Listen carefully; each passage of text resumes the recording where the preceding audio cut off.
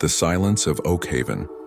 Oakhaven was a village nestled deep in a valley, a place where the sun seemed to set a little faster and the winters came a little harder. There was no real road into Oakhaven, only a long, winding path that hugged the mountain pass. The village itself was small and close-knit, with generations of families who had never left the valley. Their lore was ancient, passed down in whispers and worried looks, but the one thing they never spoke about directly was the silence. It wasn't a restful silence. It was a listening silence, the kind that held its breath. It was the sound of the birds that never sang, the dogs that never barked, and the wind that only ever sighed. It was the sound of everything that should be making a noise but wasn't. The children were the first to notice it, growing up with a peculiar quietness of their own.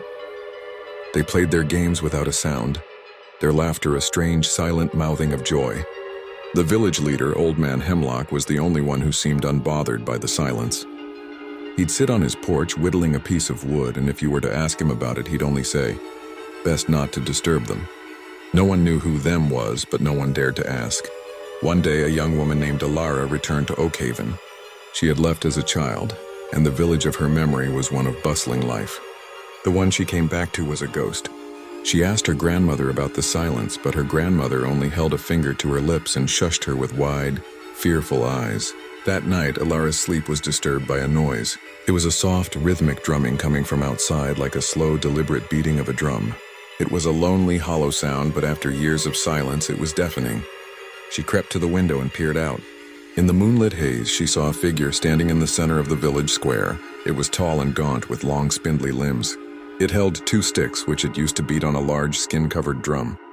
But the figure's face, it was not a human face. It was a mirror. The moonlight bounced off its surface, and Alara could see her own reflection, distorted and terrified, staring back at her. The figure slowly raised its head and turned it towards her, and as it did, her own reflection on its face looked at her and began to smile. Then the beating stopped. In the sudden absence of the drum, a different sound filled the air.